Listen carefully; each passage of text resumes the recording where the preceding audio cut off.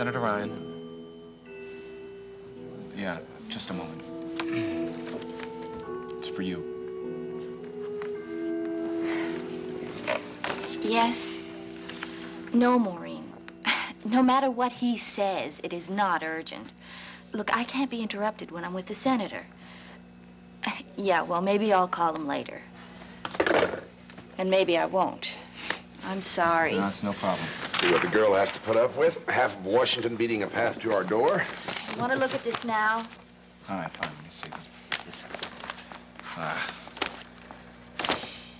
I'll tell you what, why don't you two go over these, all right? There's a phone call I have to make. Yes, sir. Nancy, can you help me with these over here?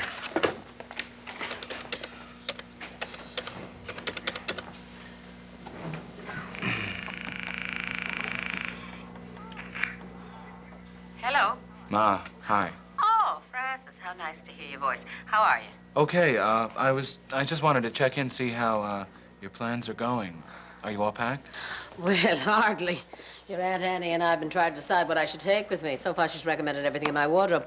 Besides that, I want to do some shopping, get a few little gifts for Maggie and Redmond and the children. And then I want to get over to see Tom. She's not even met him yet. Well, it sounds like you've got your hands full. Listen, Ma, have you seen Jill or heard anything? I've tried to get through by phone, but they say it's disconnected in her room. Well, I did see her earlier today. As a matter of fact, I'm sorry to say that I don't have anything really nice to report. She's in terrible pain.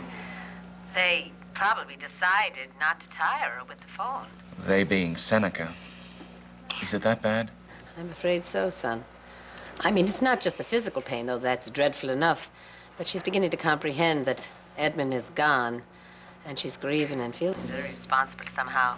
Oh, that's nonsense. I know, but... Darling, I really am thankful that you called. I was wondering whether I should be calling you. About Jill? Yes. I wonder if the next time when you're up in the city you would go by to see her. She seems to have a great need to explain to you about the accident. I tell her that you don't blame her in any way, but... What, did she ask to see me? Well, she keeps saying that she would like to talk to you. And, Seneca, of course. Oh, Seneca be damned. All right, I'll be there in 2 hours. I think that would be great kindness. All right, Ma, I'll see you later. I have to go to New York. Call and cancel everything until 4 o'clock this afternoon. We can work late tonight to make it up, can't we? Yeah, I guess so. Yeah, I plan to. Shall I call Ray's plane for you? No. I could just make the next shuttle. I'd like to leave Ray out of this. In fact, if you can steer her clear of the subject of where I am, I'd appreciate it. It'll only make her uptight. All right. You may not even see her today, okay? Take care. I'll see you later. Don't worry, we'll take care of everything.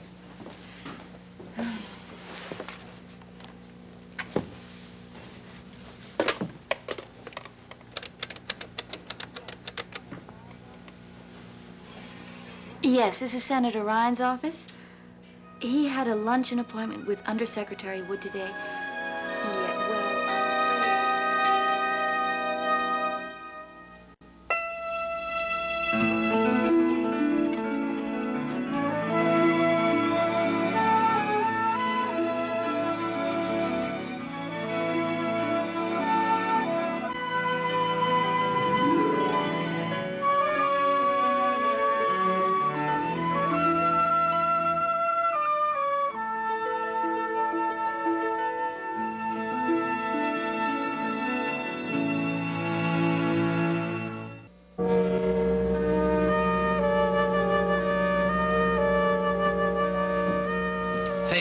No, darling, it's Maeve. And I brought someone who's going to sound very familiar to you, even though you haven't met her. So this is the famous Thomas Desmond. Ah, now this must be Annie. It's the lilt in that voice makes me homesick. Well, Maeve, your letter said he was handsome, but you didn't do him justice. Oh, yes, really, you do look very handsome dressed up like that. Well, I must say I feel less like an invalid now that I'm out of those foolish hospital gowns. Sit down. And they're dreadful and chilly, too. Indeed they are. Fate's coming to take me home. Oh. Back to her place, I mean. Well, I'm glad I'm getting a chance to see you, because I won't for a while, you know. John has surprised me. He sent me home with Annie for a bit of a visit. Maeve, to Skibbereen? Yes. Well, that's wonderful news. Though I don't know what he's going to do without you. Well, he swears he'll manage. I hope not too well. John Ryan is only the most generous, best-spirited man in the whole world. Has he told you Has Maeve told you what he's going to do for us with the farm? Well, indeed she has, and she sounded just as excited about it as you are. Well, nothing could be more to me, and he knows that.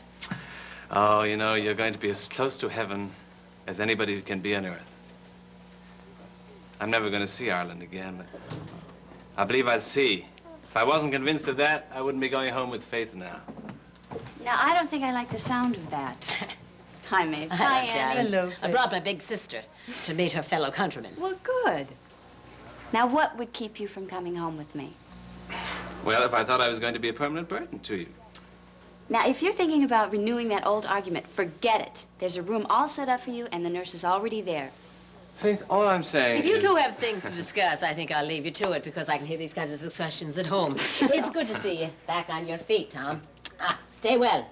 And I'll be writing to both of you. Oh, good. say hello to the land for me. Annie. Pleasure to meet you, Malcolm.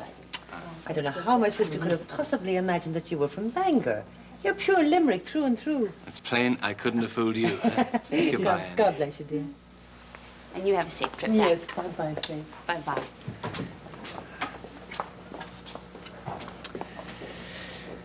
So Maeve's going home for a while. And it's time for us to go home, too. Home. Faith, I meant what I said. I'm not going to be a burden. I know this is only a temporary situation, and I have no illusions about there being a future for us. Let's not worry about the future now. Let's go home and enjoy today.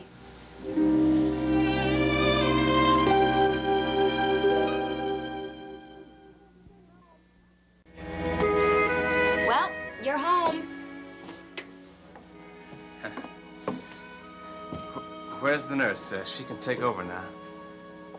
Well, she's probably upstairs making your bed. If you want to go up and rest, that's fine. But I thought maybe we could visit for a while. You know, it seems like I've been alone here for so long. Well, I'll need to get my bearings. Well, I want you to take it slowly at first. Now, I have to learn to move around without a guide. Just tell me where I am exactly, Faith. You're right in the entrance of the parlor. So, the sofa should be over to my left a little ways. Oh, it's a little closer than I thought. Uh-huh. Fireplace should be my immediate left. Yeah. Now, the coffee table should be over here. There. Wonderful. But be careful. Don't- Well, I just... No, okay. I won't say anything. Thank you.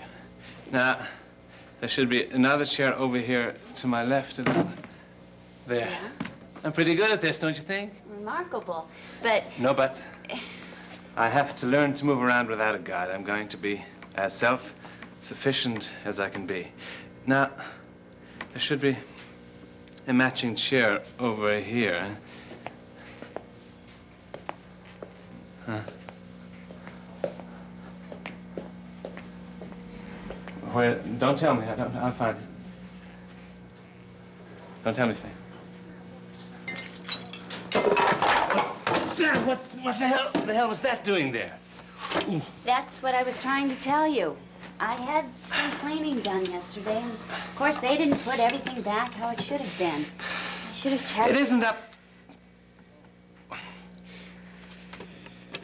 Oh, that's the little end table.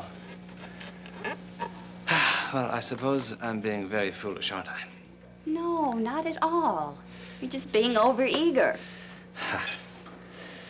Could you show me where the chair is, Faith? Yeah, it's right over here. But watch out, there's glass. See, right? Step over it. Okay, thank Right you. here. Okay. You weren't too far off. No. Okay. Well, what did I break? Oh, just some ugly candy dish that I loathed anyway. Don't worry about it. Well, with me around, you'd be able to get rid of all the little knickknacks you hate. You just put them on the table or plant them in my path and... Now, will you stop? I think you've done admirably.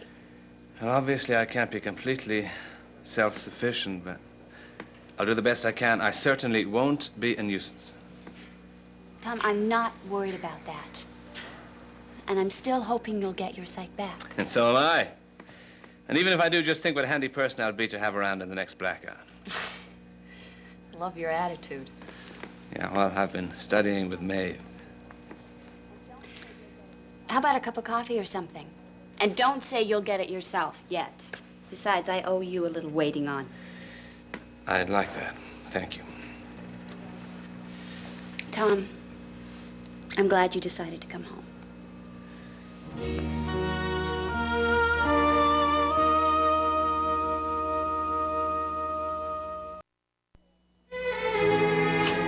Frank? About 24 things here that I just... Where is he? Out of the office? Back at 4, he said. That's strange. He didn't mention anything about that to me. And what are his appointments? Nothing scheduled till then, I think. He'll probably call in. Well, that's a pity. Is there anything I can help with, Ray? No, I'm afraid I promised them all Frank's personal attention. Well, I guess it'll just have to wait until he gets back, that's all. Look, will you have him... What is it? Excuse me? What's going on between the two of you? I don't like being the subject of knowing glances. You know where Frank is, don't you? He didn't say precisely. Well, did he say approximately?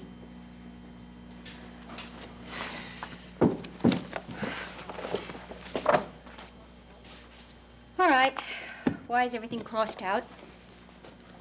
Do you know where he is, or don't you? Yes, I do. Where is he? He's gone to New York. To see Jill. I suppose that's the case. Yes.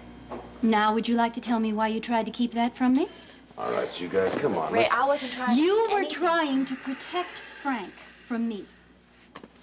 Well, I have a little bit of information for you, and I want you to absorb it right now. Nobody protects Frank Ryan from me. I am the reason he has this office and the reason that the two of you have your jobs. Now, if Frank needs protection, I will make that decision, and I will be the one that does the protecting.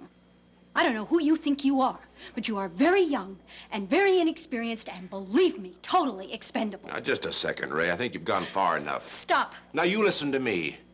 We're both expendable. That's true. But not from you, from Frank. We're on his office, his payroll. He hired us.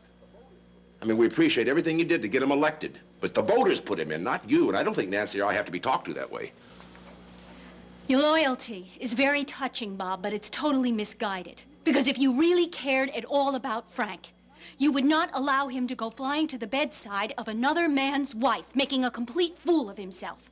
The only thing he is going to accomplish is a great deal of pain and embarrassment for everyone, in addition to which it is unbelievably stupid. Now, what Frank does is Frank's business. I've known him since he was 9 years old. I've never offered him an opinion he didn't ask for. Frank is his own man.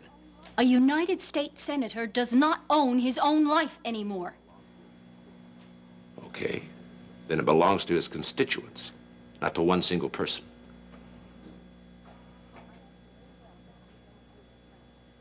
I know very well that I don't own Frank, but I also know how valuable I've been to him. Frank Ryan needs to be protected from himself a great deal more than he needs to be protected from me.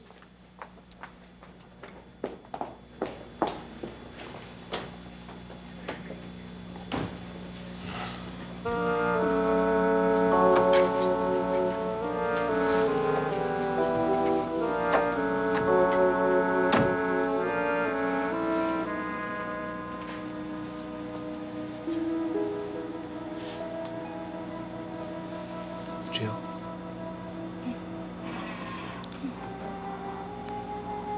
Are you up to a visitor?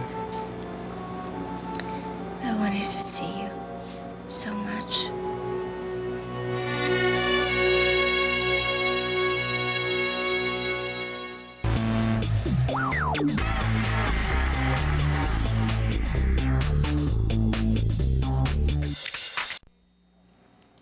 I needed to tell you how Edmund died. He died, Frank. I know. I tried to help him. I ran. I was just outside. I was so close. You couldn't help him, Jill. You couldn't. I told him if he needed me to call. I was sure that he understood me. Don't do this. Yes. Because I want you to understand exactly how it happened. Please. All right. All right, you tell me what you want to tell me. But know that I don't blame you in any way. I saw the house, and it was coming apart. I knew he was in his room there, but I just felt like he had to be safe. And I ran, and the walls, the door, it was all rubble. But I still felt he was all right. He was protected by his crib, that he had some small little space, and he'd be all right if I got to him. Because I was afraid that he couldn't breathe. So I started to move all the pieces of wood, everything. And then I looked, and there was this huge beam. I pulled, and there was a crash. And then I woke up. Edmund, I keep thinking if I'd gotten there sooner. No, honey. He was gone already. It happened right away, the impact of the explosion. They knew that when they found him. He didn't feel it. He couldn't call me. He didn't know. He was asleep. Asleep? Mm-hmm. You can hear he was listening to the sound of the sea, you know. You can hear that. You can hear the sea in your sleep there. I know that I was on the beach, but, Frank, I was just right outside. I know. I thank God. Otherwise... And right before that, I was rocking him in my arms because he was so restless. I keep thinking that if it had happened then, I would be with him now, and he wouldn't be afraid, and he wouldn't be alone. No, he's not afraid now. No. Why did I go outside there? I needed to think. Look at the waves. Why? Jill, everybody needs a little space sometimes. You were close by. He knew that. Honey, never for one instant have I blamed you. It was an accident. You couldn't have prevented it. I couldn't. Jill, the more I live with knowing that he's gone, the more I realize that part of the grief is the terrible feeling of helplessness. You? I want to go back. I want to make it right. I want him to know what I couldn't tell him. How much I loved him. How much I wanted him. I feel responsible. Oh, Frank, no. It wasn't your fault. You weren't even there. Exactly. I wasn't there for him. I wanted to be. I should have been. I thought there would be more time. But I kept you away from him. It was me. I thought that was the right thing to do at the time. I know. Seneca, Seneca's hurting, too. I thought later on when he was old enough. I know. We both thought there would be more time. We'd raise him together. I'd get to be his father, make everything up to him. Frank, you know you were a father. Only for a little while. I'm glad we had that time. The three of us. I was very happy. It's over now. I'm not even Edmund's mother anymore. No, that's not true. He'll always be with us. He'll always be... We'll always know exactly who he was and how much joy he brought us. Your mother, she keeps telling me that she knows Edmund's in heaven. But I don't know what I believe. Believe that he had a good, sweet life. A wonderful, loving mother. And a lot of people who really loved him. Too many people. No. No. There's no such thing as too much love.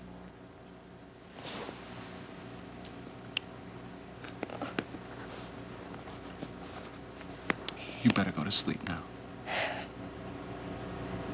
Thank you. I needed to be sure. I needed to know that you didn't... You never did anything but love him. You rest. Yeah.